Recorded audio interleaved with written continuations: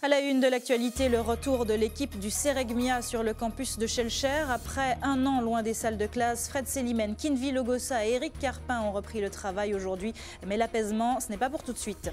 La secrétaire d'État à la politique de la ville était à Sainte-Marie ce matin.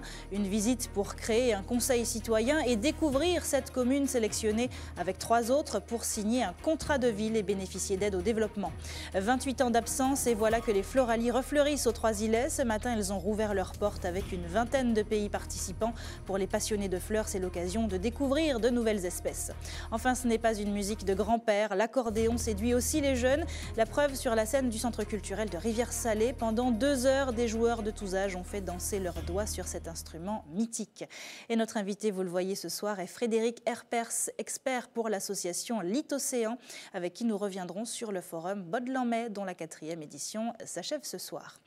Bonsoir à tous, très heureuse de vous accompagner pour cette heure d'information. Direction tout de suite le campus de Schellcher, encore marqué par la décision du conseil disciplinaire de l'université de Toulouse dans l'affaire du Seregmia.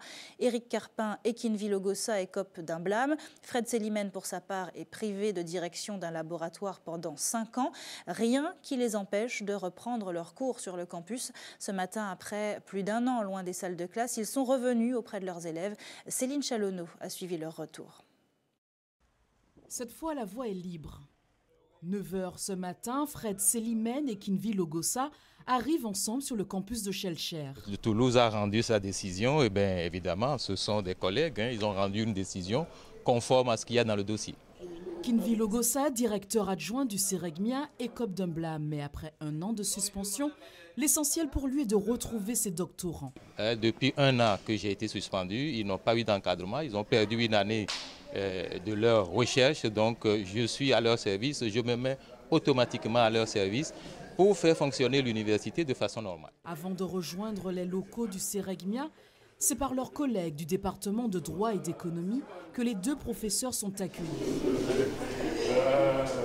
D'ailleurs, en ce jour particulier, l'ancien directeur du laboratoire n'est pas venu seul. Tout à fait normal que la famille soit là avec lui pour l'accompagner et ça a toujours été le cas. Pendant 5 ans, Fred Selimène a interdiction de diriger un laboratoire de recherche. Pas de quoi démotiver l'économiste. Nous avons des collègues qui sont tout à fait compétents pour travailler avec nous et pour faire avancer ce labo et pour participer à cette reconstruction de l'université qui est suffisamment abîmée depuis 2 ans d'une gouvernance un peu, je dirais, un peu folle, quoi. Et si les 2 universitaires se disent déterminés à reprendre le travail, les tensions semblent encore très vives. Comme je dis toujours, il est criminel de prendre des fonctions pour lesquelles on n'a pas les compétences, quoi. Et c'est vraiment un crime de voir comment on a abîmé cette institution. De son côté, la direction de l'université rappelle que la présence des 2 enseignants sur le campus est parfaitement illégale. Madame la présidente de l'université a pris le 29 mai dernier un arrêté d'interdiction d'accès aux locaux et enceintes de l'établissement. Par conséquent, ces personnes n'avaient pas à venir sur le campus de Schellcher aujourd'hui. La décision de la section disciplinaire de Toulouse n'invalide pas l'arrêté pris par Madame la Présidente. Corinne Mancé-Caster a par ailleurs confirmé qu'elle ferait appel de la décision du Conseil de discipline de Toulouse. Sans parler du volet pénal du dossier, toujours en cours d'instruction, autant dire que le feuilleton Seregmia est loin d'être terminé. Et notez que la présidente de l'université, Corinne Mancé-Caster, sera sur notre plateau demain soir. Nouvelle grève sur le front social. Une vingtaine de salariés du Crédit Moderne se sont rassemblés devant l'entreprise ce matin en pleine négociation annuelle obligatoire. Ils dénoncent une rupture du dialogue avec leur direction.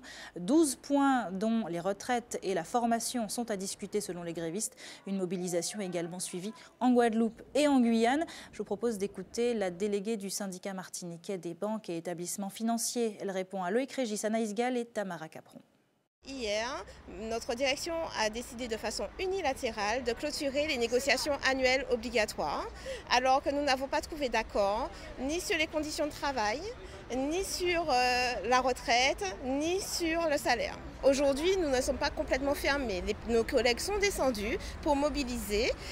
Après, il faut que la direction nous réponde parce que nous les avons appelés, nous leur avons demandé de revenir autour d'une table de négociation. Donc nous verrons après les suites à donner au mouvement. Il y a plus de la moitié des gens aujourd'hui qui sont devant. La Guyane est complètement fermée, la Guadeloupe est mobilisée aussi et nous souhaitons être entendus. Au chapitre éducation, l'heure était aux examens pour les élèves de première ce matin. L'épreuve anticipée du bac de français a fait plancher quelques 3011 Martiniquais. Au lycée Acajouin au Lamentin, ils étaient 150 à travailler sur des sujets comme poésie et quête de sens du Moyen-Âge à nos jours. Ça, c'est le sujet de la série scientifique. Au programme des études de texte qui passeront dès ce soir aux mains des correcteurs avant les résultats le 9 juillet prochain sur le site de l'Académie. Et en attendant de recevoir les résultats, voilà de quoi inspirer certains jeunes passionnés d'aéronautique. L'ENAC, l'École nationale d'aviation civile, va décentraliser une de ses formations théoriques au métier de pilote de ligne en Guadeloupe.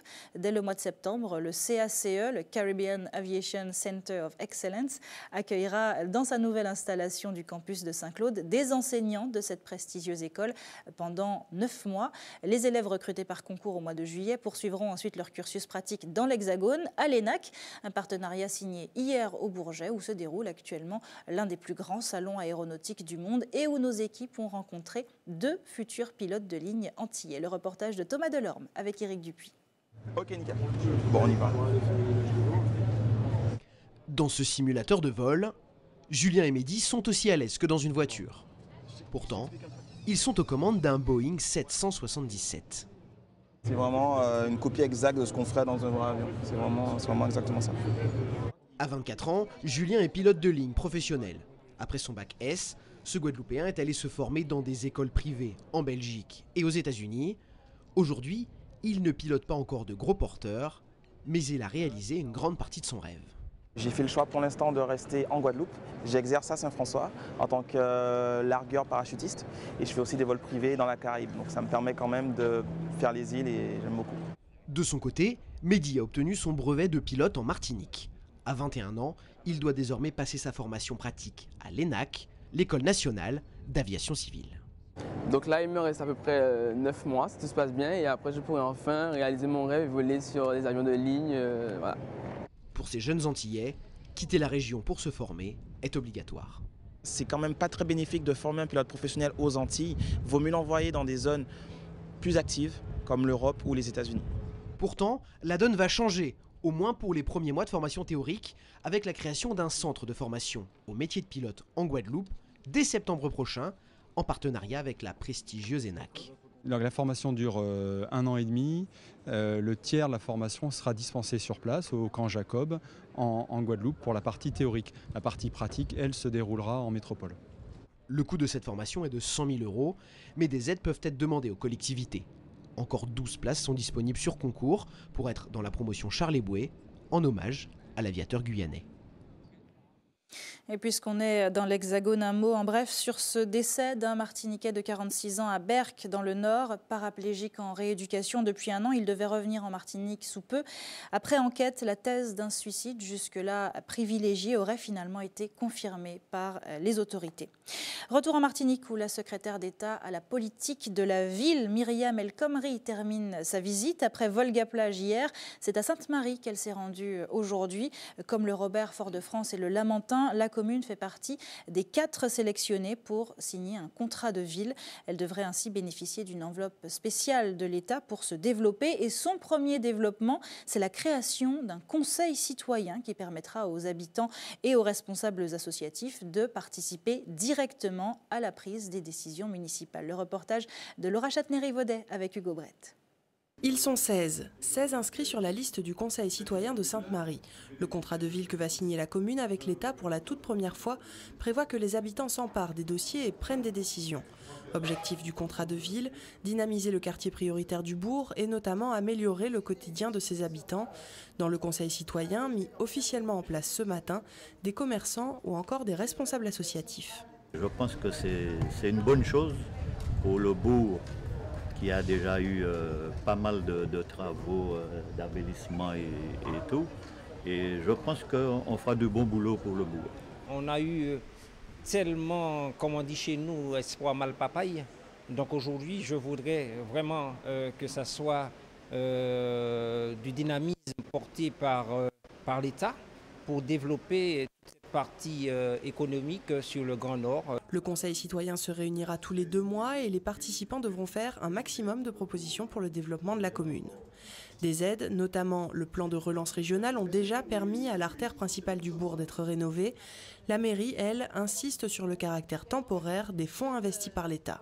Quand vous entrez dans le dispositif contrat de ville, ça veut dire que vous êtes en grande difficulté. Donc nous voulons entrer, mais pour rapidement en sortir. Donc, parce que ça veut dire tout simplement que les moyens qui sont mis à votre disposition, vous les avez utilisés. Et à partir de ça, bien sûr, le niveau de vie de vos populations ayant changé, eh bien forcément, ça vous permet de sortir avec des résultats et puis peut-être vous attaquer à d'autres quartiers. Le nerf de la guerre est apporté par l'État donc. Comme au quartier Foyalais de Volga-Plage hier, la secrétaire d'État à la politique de la ville assure que cette nouvelle étape de développement urbain fera toute la différence.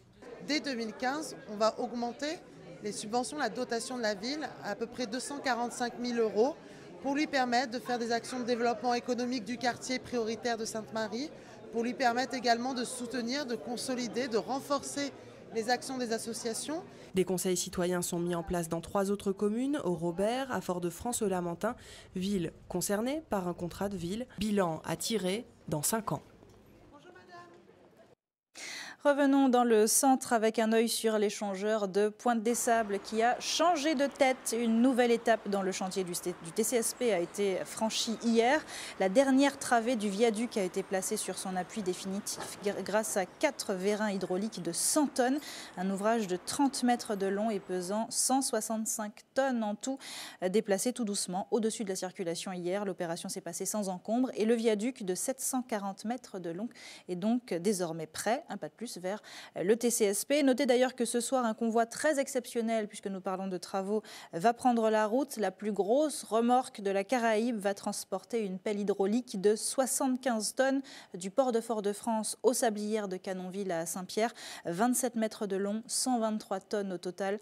Le trajet promet d'être long. Alors si vous les croisez, restez prudents et respectez surtout très bien la circulation. Allez, restez avec nous sur ATV dans un instant. On suivra Monseigneur Macaire à la rencontre des habitants de Dillon ce matin à l'espace Zahir pour échanger avec eux. Et puis nous irons ensuite au Marin, à la cité Gaillac qui a marqué la fête des voisins ce week-end. L'occasion de voir qu'il peut faire bon vivre en cité. Ce sera dans le JT des communes. Mais avant, faire de notre littoral et de la mer des espaces de réconciliation durable. C'était le thème du 4e forum Baudelin-Mai organisé par l'agence des 50 pas géométriques. Hier et aujourd'hui, cette conférence a rassemblé des élus et des associatifs pour définir les enjeux primordiaux des espaces maritimes de Martinique, Guadeloupe ou encore de Saint-Barth. L'occasion également de mener des réflexions avec les communes. Écoutez le directeur de l'agence des 50 pas géométriques. Il répond à Louis Sabas. Notre espace maritime reste vraiment un enjeu important, notamment dans le cadre de développement, on a envie de dire, touristique et économique de notre territoire. Donc c'est vrai que le protéger, c'est aussi permettre à nos îles de pouvoir se développer, dirons-nous. Mais je veux dire que ce ne serait-ce que simplement pour nos propres populations, avoir un littoral de qualité, avoir des eaux de baignade de qualité, éviter les rejets en mer, donc pouvoir un peu gérer et mieux protéger les espaces naturels sont, je pense, déjà vont dans le sens d'une bonne gestion locale et un intérêt particulier pour le Martiniquais. Mais je veux dire que quand je parlais tout à l'heure du bassin maritime, il est question d'élaborer un document stratégique de bassin qui reprendrait les attentes, les attendus, les orientations un peu de chaque territoire. Et peut-être qu'aujourd'hui, notre souhait pour nous, c'est d'essayer de pouvoir comment on pourrait déjà être force de proposition, on peut avoir quelques axes de réflexion supplémentaires dans le cadre de la mise en place de ce document stratégique de bassin. Et ce document stratégique, comme ce rendez-vous Baudelin-Mai, on en parle avec notre invité. Bonsoir Frédéric Herpers. Bonsoir. Merci beaucoup d'être avec nous ce soir. Vous êtes expert pour l'association Lit-Océan qui se bat pour un littoral et un territoire maritime durable. Vous avez déjà participé à l'élaboration de grandes politiques maritimes à l'échelle nationale, le Grenelle de la mer, le Livre bleu en 2009. On oublie souvent qu'il y a tous ces outils mis en place pour encadrer le développement des littoraux. Est-ce qu'ils ont un effet réel sur le terrain ? Un effet réel, c'est difficile pleinement à l'apprécier. Je pense qu'il y a, au-delà des grandes déclarations nationales, il est nécessaire d'une appropriation, une déclinaison à l'échelle de ces bassins, c'est bien un des enjeux qu'on a voulu traiter lors de Baud-de-Lanmey. Alors, le forum Baud-de-Lanmey permettait de voir comment exploiter de manière durable les potentiels de la mer. Pourquoi on se pose toutes ces questions maintenant? Pourquoi pas plus tôt? Il y a 20 ans, on n'entendait pas parler de développement durable à ce point-là? Je pense qu'on se l'est posé, mais peut-être dans des cercles assez restreints. Et là, il y a vraiment un enjeu, c'est de partager et de faire prendre conscience des potentiels, mais aussi des enjeux qui sont associés à la mer et aux océans. Est-ce qu'il n'est pas déjà trop tard? Il est toujours un peu trop tard. Et quand on voit les effets de la pollution, les cataclysmes, l'évolution du changement climatique, il est nécessaire de faire quelque chose, et d'ores à présent, mais on ne peut pas non plus attendre indéfiniment. Le réchauffement climatique est l'une des conséquences de l'activité humaine, hein, on le sait tous. Il entraîne la montée des eaux notamment. Elle est de plus en plus visible, surtout chez nous, et puis même dans la Caraïbe, dans le monde entier de manière générale. Quelles sont les actions prévues pour, alors peut-être pas enrayer, parce que c'est compliqué d'enrayer le phénomène, mais au moins son impact, ou en tout cas diminuer son impact peut-être?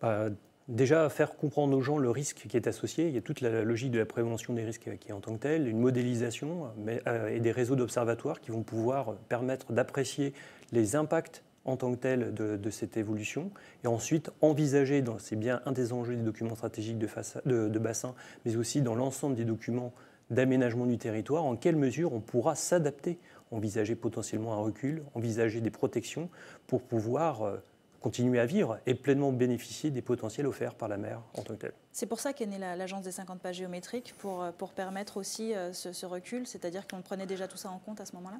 Je dirais que l'agence des 50 pas géométriques vise d'abord à être un gestionnaire de l'espace qui est la propriété de l'État, donc avec héritage, d'une gestion suite à la fin de l'esclavage. Donc il y a une gestion foncière en tant que telle, et une des missions de l'agence des 50 pas est de faire cette gestion, et donc d'intégrer dans cette gestion de l'espace, et notamment lors de la cession, la manière avec laquelle elle pourra assurer cette protection et faire en sorte qu'il n'y ait pas de mise en péril des personnes.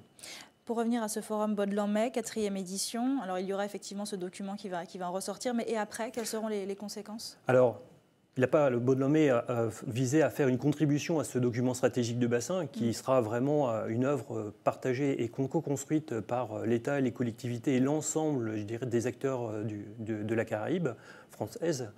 Donc, je dirais, il y a cette initialisation, c'était une prise de conscience pour qu'ensuite ça devienne un fil directeur pour la conduite de nos politiques pour la mer et le littoral, pour qu'ensuite, notamment, on soit capable de sauver la biodiversité, prendre des mesures en tant que telles, développer l'économie maritime et littorale, car il y a quand même des enjeux extrêmement importants pour l'ensemble du bassin, dans une approche qui se veut fédératrice des forces et des territoires que constituent les Antilles françaises. Et avant tout, c'est à chacun de faire attention à ce qu'il fait près de la mer, on est d'accord? Exactement. On est d'accord. Merci beaucoup, Frédéric Herpers, d'avoir été avec nous ce soir. Restons nature. Après la mer, place aux fleurs. Les Floralies internationales des Trois-Îlets ont fait leur grand retour aujourd'hui. Après 28 ans d'absence, la filière horticole a enfin retrouvé son espace d'exposition. 20 pays participent à la manifestation, l'occasion pour les exposants martiniquais de mettre leur savoir-faire en lumière face à des passionnés venus de toute la Caraïbe. Anaïs Gall, Loïc Régis, Tamara Capron. Orchidées, bougainvilliers, roses de porcelaine, ces fleurs viennent de toute la Caraïbe. Jean-Christophe s'est spécialisé dans la création de nouvelles variétés comme l'alpinia blanc. Pour lui, les Floralies internationales sont avant tout l'occasion d'exposer le fruit de son travail. Étant donné que là, nous avons une visibilité au niveau caribéen, ça permet de montrer le travail qui est réalisé, d'une part pour nous, et de voir quelles demandes pourrait y avoir au niveau que ce soit professionnel ou privé, dans la vie de tous les jours. Près de 30 ans se sont écoulés depuis la dernière édition des Floralies, un événement que les horticulteurs ont attendu avec impatience. Nous avons un rang à tenir, Made in Ina Fleurs, donc il était temps pour nous de donner un contenu à cette appellation, et donc je crois qu'on est bien reparti et j'espère que ça va durer et que dans les prochaines années, nous aurons de nouvelles éditions des Floralies internationales de Martinique. Une manifestation de grande envergure, 20 pays y participent. Faut-il y voir le renouveau du parc des Floralies, ce haut lieu de la vie culturelle martiniquaise dans les années 80 ? Pour l'heure, aucune décision n'est encore prise. Aujourd'hui, donc, nous recevons, comme je vous l'ai dit, donc, cette édition des Floralies. Ça sera donc à voir avec le Conseil général qui a gracieusement fait en sorte que nous ayons en tout cas cet espace pour réaliser la manifestation. Et après ? Alors après, comme je l'ai dit, donc c'est à voir avec le Conseil général. Du côté du Conseil général, gestionnaire de l'espace, on affirme qu'une nouvelle phase de travaux démarrera à l'issue de l'exposition. Une fois les aménagements terminés, la décision sera prise quant au devenir du site. Ouvrons une page de culture à présent avec un instrument qu'on ne voit pas souvent entre les mains des jeunes. Il s'agit de l'accordéon. Au Centre culturel de Rivière-Salée, on apprend à en jouer à tout âge. Les élèves de l'atelier ont de 7 à 77 ans et lorsqu'ils font un spectacle, leur public est bien au rendez-vous. Voyez plutôt le reportage de notre correspondante Camille Joseph.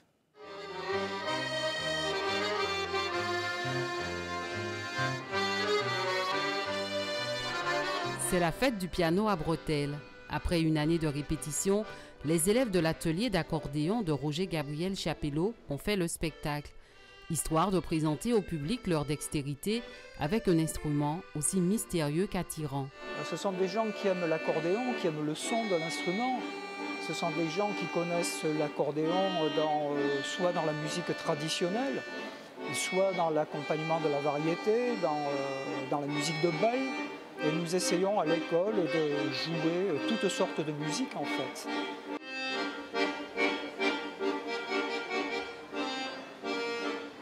En soliste, en groupe ou en duo, avec track ou sans track, les musiciens amateurs de belles sonorités donnent le meilleur d'eux-mêmes.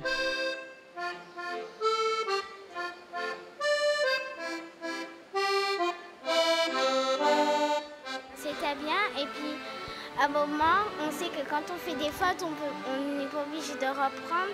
Donc par exemple, j'ai fait une faute et puis j'ai continué quand même. La semaine, j'avais mal au bras, alors j'étais un petit peu dans le stress. Mais sinon, ça va. Hein.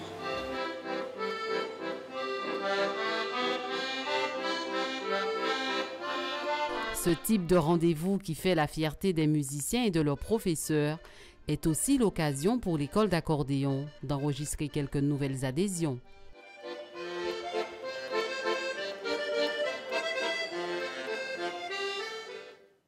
Parlons maintenant du 7e art. Les rencontres cinéma se poursuivent. Chaque soir, vous pouvez découvrir une sélection de films retenus par les équipes de l'Atrium et diffusés dans plusieurs salles à travers la Martinique. Des films caribéens, américains, indiens, des longs et des courts-métrages, toutes sortes d'images assorties de conférences sur le cinéma.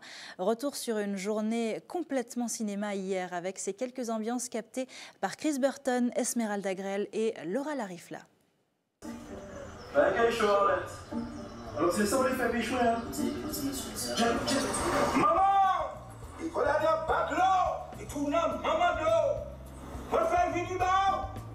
Est-ce que nous photo? Oui. Eh bien, c'était 3 courts-métrages différents des uns des autres, mais chacun avait sa particularité. J'étais donc ravie de découvrir et puis c'est vrai que pour des jeunes réalisateurs, je trouve, j'encourage la jeunesse martiniquaise. On voit que la jeunesse martiniquaise fait de belles choses. Oh, on peut plus rigoler ou quoi les filles? Le problème quand t'es défoncé, c'est qu'on sait plus quand tu rigolais. Et ben là, je rigolais. Oh, il faut se détendre. Hein. Dans l'ensemble, je suis assez content de ce que j'ai vu. Il y a du travail, donc ça c'est bien. Il y a avec plus ou moins de réussite, mais il y a du boulot et c'est ça le plus important. Je suis sursauté parce que c'est bien fait. Ce que je trouve assez étrange, c'est que cette année, il y a apparemment beaucoup de films qui jouent sur la peur. Est-ce qu'ils se sont donné le mot? Est-ce que c'était l'année 2015, l'année de toutes les peurs? Je ne sais pas.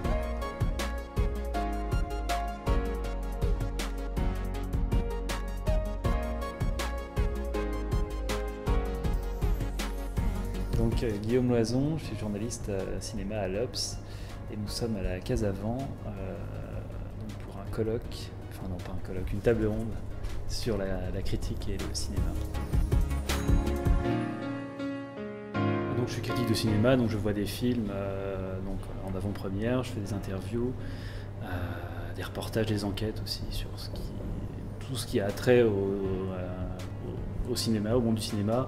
La sortie aussi DVD, Blu-ray. Alors Vincent Maloza, je suis critique au Cahier du cinéma, qui est une revue de cinéma comme son nom l'indique. Et ma pratique c'est de voir des films, de découvrir des films de tous les pays et de voyager, de partir à la découverte de films inattendus, surprenants. Bon, je suis très content d'être venu ici ce soir parce qu'on On avait l'occasion pour une fois de rencontrer des critiques de haut niveau, des gens intéressants qui apportent quelque chose ici. Et donc c'était l'occasion d'échanger avec eux, de voir un petit peu l'état de la critique cinématographique, à la fois ici, ne serait-ce qu'à contrario, et en France.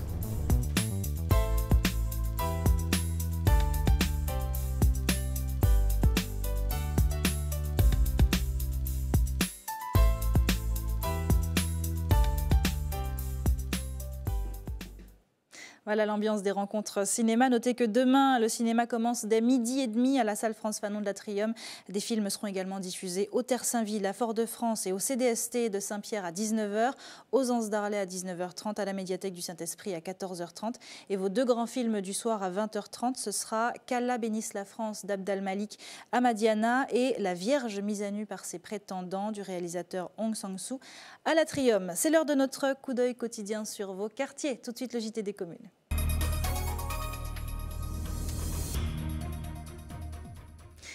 Le JT des communes qui commence à Dillon, où s'est rendu ce matin l'archevêque de Martinique, accompagné des prêtres Le Chanteur et Cataillé. Monseigneur Macaire est allé rendre visite aux habitants du quartier. Une rencontre organisée par l'association d'échange et de communication Dillon Info.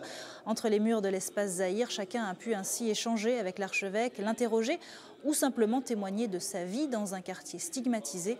Écoutez, Monseigneur Macaire est l'une des figures incontournables de Dillon, interrogée par Céline Chalonneau. Je voulais aussi rencontrer cette association parce qu'au cœur d'une cité comme Dillon, ce qui peut sauver finalement les hommes, mais dans tous les milieux, dans tous les quartiers, c'est la solidarité. J'ai repéré que dans les quartiers les plus populaires, c'est là où la solidarité joue son rôle de façon la plus évidente, c'est manifeste. Dillon a besoin vraiment de prière et de spiritualité pour notre jeunesse, pour nos malades, pour les personnes âgées. Et moi, je crois fortement à la prière et aussi, comment vous dire ça, et la Martinique a besoin de toutes les forces vives, même pour les côtés économiques, mais côté spirituel, c'est très important.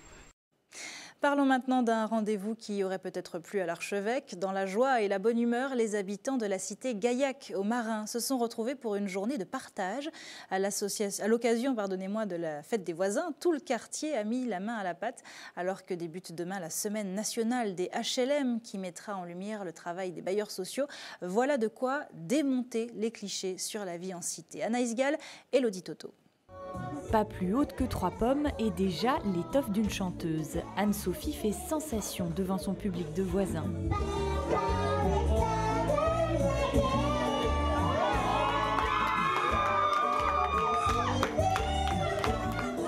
C'est émouvant, parce que je ne pensais pas qu'elle le ferait. En fait, on était en train de chanter toutes les deux et puis elle a demandé le micro et puis voilà, elle a chanté. Chant, danse ou partie de domino, les activités ne manquent pas.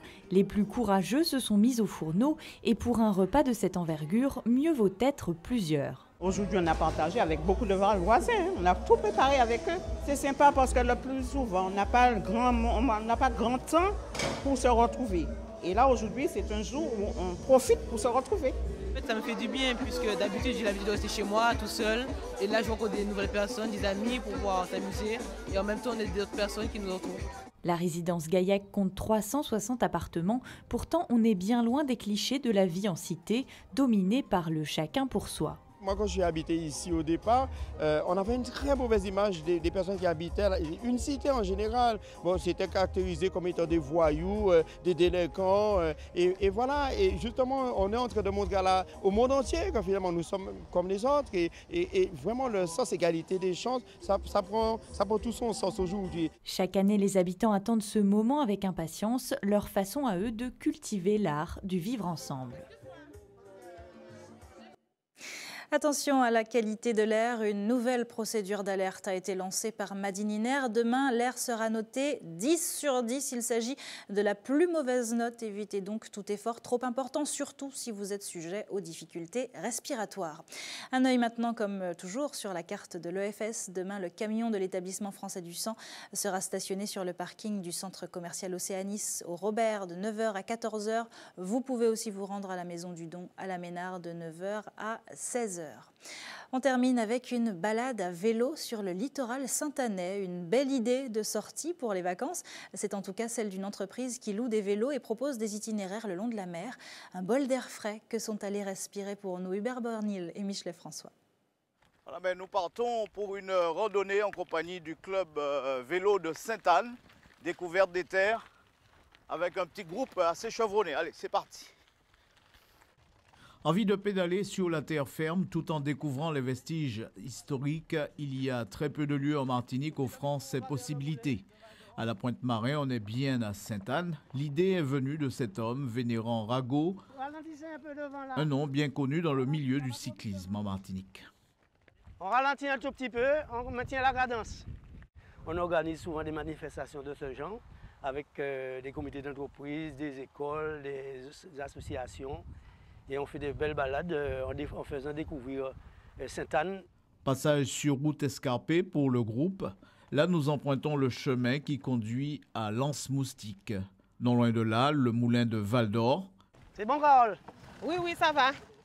Faire du vélo, c'est aussi acquérir un certain nombre de savoirs et pouvoir être dans un groupe avec d'autres enfants d'âges différents.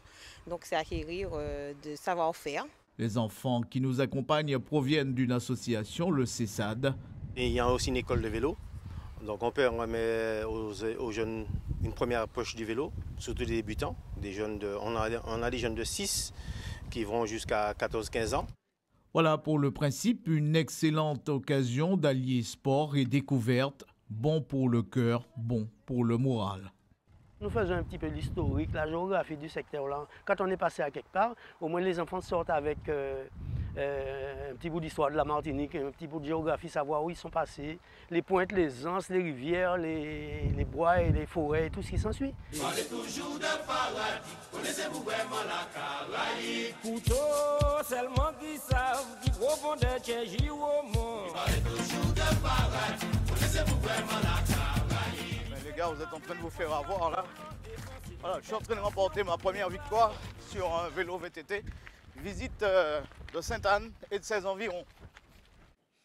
Et je vous promets qu'il n'est pas tombé. C'est la fin de votre édition locale et communale. Merci à tous de l'avoir suivi. Ne bougez pas, dans un instant, on reste tout près de vous avec Anche Pays. À tout de suite.